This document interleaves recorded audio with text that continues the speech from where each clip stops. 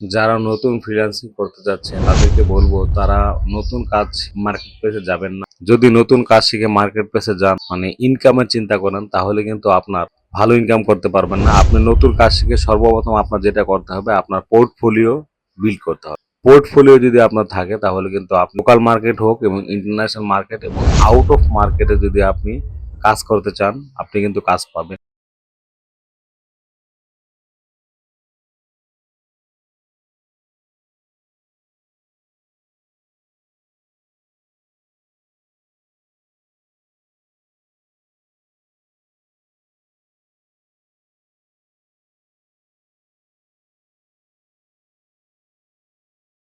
তো আপনি যদি ক্যারিয়ারটি খুব ভালোভাবে মজবুত করে কাজ করতে চান তাহলে কিন্তু আপনাকে পোর্টফোলিও বিল্ড করতে হবে এবং পোর্টফোলিওটি খুবই ভালো মানের হতে হবে এবং প্রফেশনালিজম থাকতে হবে এবং ট্রেন্ডিং এবং মডার্ন কাজ নিয়ে আপনার পোর্টফোলিওটি বিল্ড করতে হবে।